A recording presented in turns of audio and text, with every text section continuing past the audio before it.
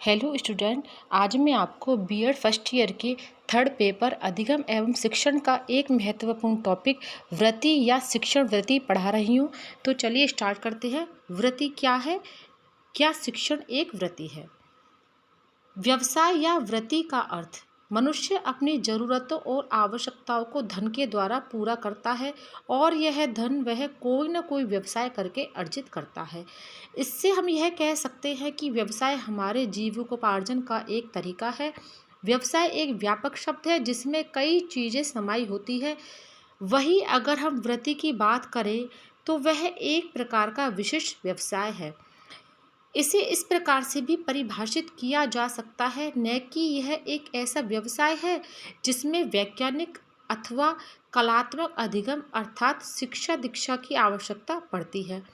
एक आदर्श वृत्तिवान बनने के लिए व्यक्ति की अच्छी शिक्षा, प्रशिक्षण और अनुभव अर्जित करने पड़ते हैं।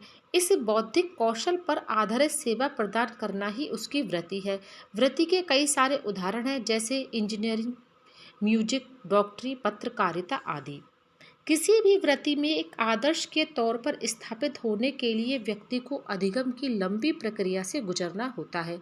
वृत्ति का उद्देश्य केवल व्यक्तिगत उन्नति नहीं है, बल्कि इस प्रकार का ज्ञान अर्जित करना है जिससे समाज का कल्याण हो सके।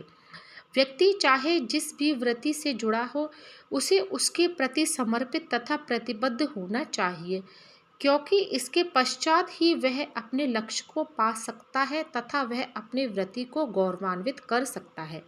अगर हम सभी वृत्तियों का तुलनात्मक अध्ययन करें तो पाते हैं कि शिक्षण सबसे बेहतर या कहे कि सबसे सर्वोच्च वृत्ति है, क्योंकि यह हमें हमारा आज बनाने में मदद करता है, जिससे हम अपने कल को बेहतर बना सकें और खुद को एक जिम्मेदार, आज्ञाकारी तथा जागरूक व्यक्ति के रूप में स्थापित कर सकें।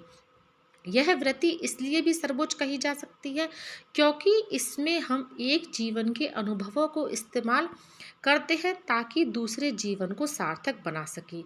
यह एक ऐसी वृत्ति है जिसमें सीखने तथा सिखाने की प्रक्रिया साथ साथ चलती है और एक शिक्षक सिर्फ अपने विद्यार्थियों को निपुण बनाता है, बल्कि वह स्वयं को भी तराशता है। शिक्षण वृत्ति को और भी ज़्यादा विकासशील बनाने हेतु जो सबसे पहली ज़रूरत है वह है एक बेहतर शिक्षक, और एक बेहतर शिक्षक बनने के लिए कुछ गुण होने अनिवार्य हैं। जैसे फर्स्ट चॉइस में शिक्षक को सदा शांत मुखाकृति, संतुलित भाव तथा आत्मविश्वास रखना चाहिए। दूसरा है नेतृत्व करने की योग्यता। शिक्षक को खुद को इस प्रकार स्थापित करना चाहिए जिससे वह एक पथ प्रदर्शक के रूप में सामने आ सके। तीसरा है शीघ्र निर्णय क्षमता। शिक्षक में शीघ्र निर्णय लेने की क्षमता भी होनी चाहिए तथा उसे अपने निर्णय पर अटल भी रहना चाहिए। चौथा है न्यायप्रियता। शिक्षक को हमेशा निष्पक्ष न्याय करना चाहिए ताकि उसके विद्यार्थियों का विश्वास सदा उस पर बना रहे। पांचवा है निभाने की क्षमता।